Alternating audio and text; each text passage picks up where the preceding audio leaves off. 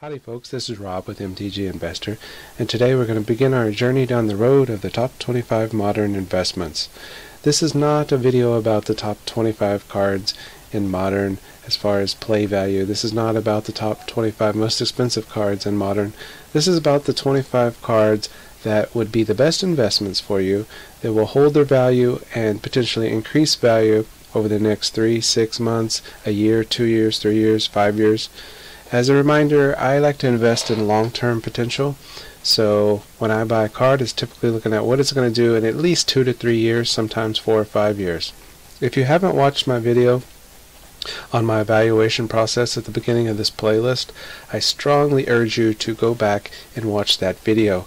You may be a little bit lost on some things as I talk about them if you haven't watched that video, and it's a good video to watch just so you can get some basic understanding of how I evaluate cards.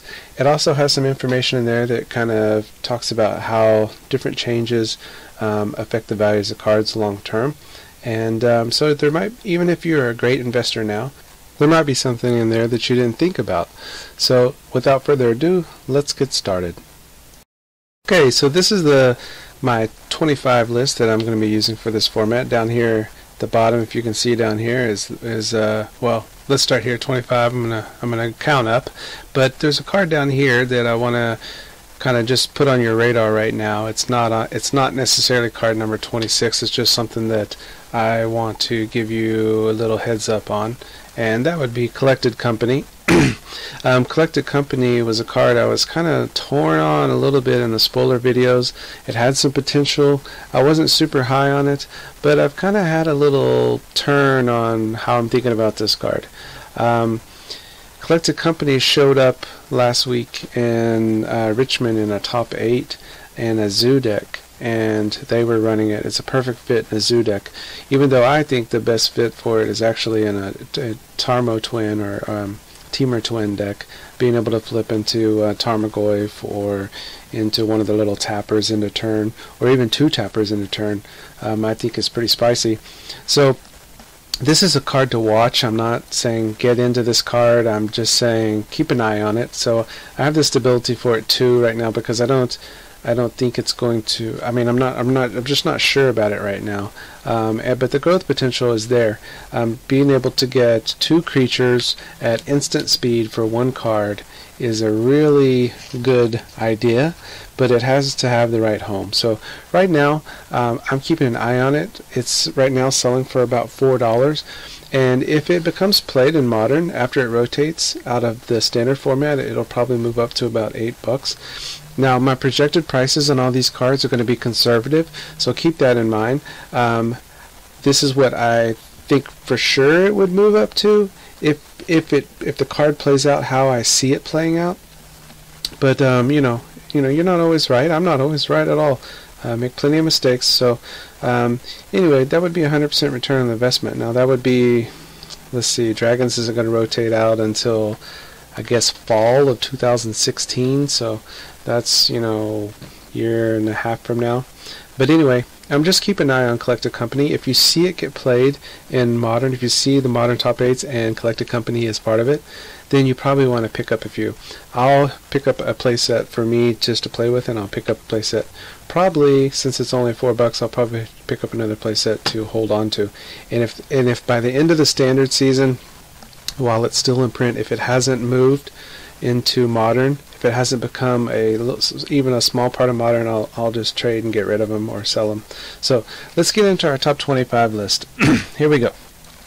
I have at number 25 Simian Spirit Guide. And you're probably thinking, what the heck? You got an uncommon red card from Time Spiral block at number 25. Well, I have a lot of uncommons on my list because I think uncommons are great cards to invest in, because they're easy to get a hold of, they're cheap, and if they grow, then you're getting cheap return on your investment.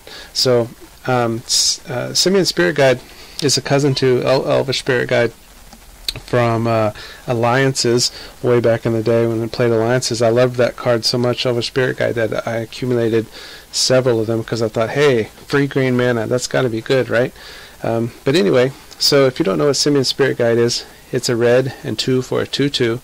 but the way it's utilized is that you can remove it from your hand and from the game, basically, for a free red mana. Now, this is used actually in Legacy, and it's actually used in Modern. The Amulet Bloom decks, not all of them, but some of them are running Simian Spirit Guides. But any card, in my opinion, that gives free mana with basically no drawback, and it doesn't have a drawback, it's just basically acts kind of like a Lotus Petal, but it can't be countered like a Lotus Petal could, I think is great. And the stability rating I have on it is 8, and the reason why I have the stability rating so high is because this card is going to be hard to obsolete. Anytime you can just remove a card from your hand to gain mana for free, even if they made a better version of Simian Spirit Guide, the use of Simian Spirit Guide will not be obsoleted. The people would just run multiples of them. So anyway, that's high stability. The growth potential on it is 3. I have it kind of low because you know, it has to be in the combo deck basically. So that's mostly its only home is a combo deck. I've seen it, I think, maybe in one Blue Moon list, but anyway, it's not going to see a ton of play, but it's probably not a card that'll ever be reprinted also. So you know, they made some wacky cards and Time Spiral blocks, so that one was a throwback. And what I loved about Simian Spirit Guide, just as a side note, is that way back in Alliances there was a lot of apes, and so they had the Elvish Spirit Guide, so they paid homage to the old Alliance set by putting the Simian, the ape, on the Spirit Guide, and I thought that was pretty cool. Anyway, it's about a $2.50 card right now, and I can see this moving up to about $5 over time. I think it was about $1 just a year ago, and it's already up to $2.50 because it started seeing some play in Legacy, and it's seeing some play in Modern. And the Elven Spirit Guide is basically a $4.50 card or $5 card. And I think Simian, although there's more of these printed than there was Elvish Spirit Guides back in Alliances, way more, but the thing is, red and black are the two most prominent combo colors. That's where you get the best mana and the best graveyard manipulation, and so red and black spells, or ways to get red and black mana, are premiums. So that's why, even though this is not as old, it's, I think, more valuable because it's more usable in a Modern deck, or, well, Elvish Spirit Guide can't be played in Modern, but even in Legacy. So anyway, that could be a nice return on investment. I scooped up a bunch of Simian Spirit Guides way back. I was playing pretty hardcore back in Time Spiral Block. I picked up a bunch of them. I have a big stack of them sitting here at home. So I'm going to hold on to them longer. I think those could actually eventually get up to $10 in several years. So I'll probably hold on to those quite a while. I don't think they're going to lose value. Alright, let's get to number 24. Number 24 is Foil Unburial Rites. Yes, another uncommon, but specifically this is a foil version of it. Now, I think picking up the regular version of Unburial Rites and the foil version are both good plays. The regular version of Unburial Rites is 40 cents right now, and so I would advocate picking up, for 40 cents, just pick up a stack of them, pick up like 5 play sets of them. You can get that, I mean, that's dirt cheap. You can get a play set for basically $1.60. You can get five play sets for $8. Just scoop a bunch of play sets up, because I think the regular non-foil versions are going to move up to about $2. So you can turn that $8 into what is it? If you bought 5 play sets and 20 times 2, you got $40. So you spend 8, you get 40. That's pretty good. I don't think this card is going to see a reprint any time in the near future, but the reason I have its stability rating so low is because there could be another version of this printed that obsoletes this one. The one thing that Unburial Rites has going for it is it has flashback, and so that helps with its stability, because they would have to bring the flashback mechanic back unless they threw it into like a summer expansion like Origins, or I don't know, but they're probably going to do something in the summer because they don't want to just throw away the money they make on the summer set. But anyway, really the just obsoleting of the card So I think Dread Return is banned in Modern, and you know, I mean, there is a world where this card could get banned, but I don't see it happening. But anyway, I think this is a pretty decent investment. And the foils right now are selling for $3.50, and I scooped up some foils a few months ago. They were a little bit cheaper. But I think I'm going to have a price target on these for about $8. If Unburial Rites sees more play, then that could move up to $10 or $12. Generally good, or let me say solid uncommon foils are $12 to $15. If it's a sideboard card, it's going to be less. Unburial Rites is getting a little bit of play in Modern right now, so I think it's a pretty good investment right now. So if you have some, great, and if you don't, I'd pick up a play set. So let's look at number 23. All right, 23 is the Mirrored and Besieged dual lands. So the lands I'm talking about are Black Cleave Cliffs, Copperline Gorge, Dark Slick Shores, Razor Verge Thicket, and Sea Chrome Coast. Now, these right now I think are a little bit undervalued, but I think they're pretty decent investments. So here's what I see happening. I see that the Shocklands just recently rotated out of Standard, and their price is going to start moving back up. And so we'll talk about that later in the video series. But the Shocklands price is going to move up, and when new players come into the format, that means if they don't have money to buy Shocklands, these Mirrored and Besieged lands are the lands that they often target. So this is what new players will respond to a lot of times. Now, they're also just decent lands, and they are being played in Modern right now, which is a big deal. The reason why I have stability kind of low at 2 on these is because it seems like Magic always, well, even though there's not a core set, but every block there's some sort of new dual land type lands. So you know, we had the well, right now we have fetch lands and tri lands in the Dragons of Tarkir block. And you know, previously in Theros we had the Scry lands, and then we had the Shock lands, and so I think Shocklands will eventually be rotated through Standard every now and then, just to keep them as an availability for new players. But anyway, these have a potential for growth in the coming. This is a little bit shorter play. They have potential for growth in the upcoming months, because as people play Modern, they're going to want cheaper alternatives. Right now, these lands are anywhere from $3 to $6. I'll put 4 on here because most of them are about $4. Black Cleave Cliffs, the red-black one, actually is a $6 one. And let's see, Copperline Gorge is the cheap one at $3, and the other ones are $4 a piece. So I just put 4 because most of them are three of the 5 are $4, and I could see those moving up to about $8 in the next year. The further away the Shocklands get from rotation, and the fewer and fewer you start seeing in trade binders, the more the value of the Mirrored and Besieged lands will increase. So these are just a good set of lands to have. If those ever got reprinted, they'd probably have new art, so the originals would still probably hold some value.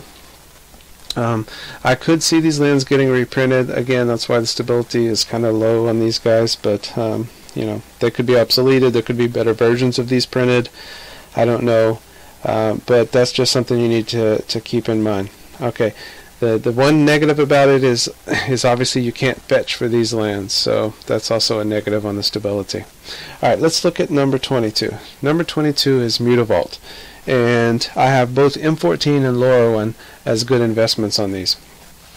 So there was a time when Mutavault was trading for $40 when only the Lorwyn version of Mutavault was available. So Mutavault had gotten all the way up to $40. Now the Morningtide version, I'm sorry, the Lorwyn version is wait, is it Morningtide? Yeah, sorry, the Morningtide. I put Lorwyn on there, but the Morningtide version is about $14 right now. It's went from 40 all the way down to 14 after the M14 reprint.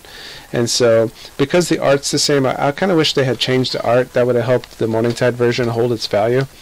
But I think the original ones are always going to be more. So right now The M14 one is about $10, I believe, and the M14 one is $10. The Morningside one is $14, and so if you want the originals, this is the time to get them because they're going to start moving back up. Now, in the previous version of Modern called Extended, Mutavault was a big player, and it is getting played in Modern to a degree, just not as heavily played as it did before. There will be a time and place where Mutavault comes back and becomes a bigger player in Modern, so that's why I think right now is a great time to get it. So even though I'm actually a little surprised that it hasn't started moving back up more, because I figured the M14 ones, which are $10 still, I thought those would have been $15 by now. Sometimes things take longer to move up than you think they are. You can get them on eBay as low as $9 though, the M14 versions. So I would scoop up those because I could see those heading back. As a reminder, the Morningside ones were $40 before the reprints. So even the M14s I see going back up to $18 to $20 to $22, $24. And so I think these are really good pickups. If you don't have a playset, you need to get them now before they start moving back up. If you want to invest in them, they're a great card to invest in because even though the stability rating is 4 on this, and I have it at 4 because I think that Mutavault is a card that could see reprint. I think it's a thing where the Wizards wants to keep it kind of in the format as a nice flavor card, and so I really think it's going to get some reprint sometime in the next 2 or 3 years. But in between those reprints, the price should move back up, and then people are going to be scrambling for them. Alright, let's go to our final card, number 21, and that is Thoughtseize. You're like, oh, not Thoughtseize again. Everybody hates Thoughtseize. Well, a lot of people hate Thoughtseize. So specifically, I'm talking about the Theros version of Thoughtseize. I have the stability rating on this as 8 because Thoughtseize is one of those cards that's played in both Legacy and Modern, and so the stability is very high on it. The growth potential is high. This is one of those cards that when new players come into the format, they're going to want to pick up these cards, especially if black is a strong color in Modern, and right now black is a pretty strong color in Modern, so it's got great growth potential. This is the highest total on here at 15, and this is one of the higher totals on my list until we get into the top 10 actually, or even top 5.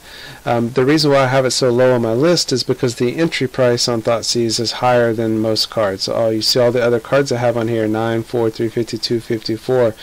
This entry price on it is 15, and I like to try to keep my entry prices low. If you have Thoughtseizes, if you don't have a playset, you need to get them now before Theros rotates. And if you want to get the original Lorwyn versions, then you should probably get those now. Those are about 28 to 30 right now, because the Theros version obviously brought it down. I don't know if you played then or if you recall, but there was a time when Thoughtseize was going for $60 to $65, and the original Lorwyn one, and a lot of people forget that, and so because of that, I think the original, because of that, let me finish that thought. Because of that, when this rotates, those cards are going to go back up. The original Lorwyn one, if you want those, you need to get those now while they're $28 to $30 range on eBay, because those are probably going to move back up to the $50 to $55 range. I don't know if they'll get back up to 65, which was the kind of the high I saw them at before, but you need to. They'll probably be a little bit less than that 60 to 65, but because they put the new art on there, the originals will hold value. The Theros version's at 15, and I see it at least hitting 25 after it rotates and a little bit of time goes by. After they start vanishing from trade binders and it's harder to find them, then I see them moving to 25 to 35. So I kind of see a world where the Lorwyn one is about 50 to 55, and the Theros one is about 30 to 35. So you see my return on investment on that one is 67%, and that's why it's kind of low on my list at 21, even though it has a very high stability and growth potential. But the return on investment is lower, so I prefer to spend less money and get a better return on my money in general when I invest in cards. So that's something to keep in mind. Also, one strike against it I do want to bring up is that I do think Thoughtseize sees the possibility of reprint in a standard set. A lot of players hate Thoughtseize, and understandably why. I mean, I totally understand. I'm not a fan of getting Thoughtseized, but it's one of those cards that Wizard sees as, you know, oh, we printed this, we probably shouldn't have printed this. It's a little bit overpowered for what it does, and I think Duress is the perfect single mana, single card discard card. I think, and I think Thoughtseize is a little too powerful. It doesn't end games, but it really just obsoletes people's strategies against you at times. So anyway, let me get off my soapbox there.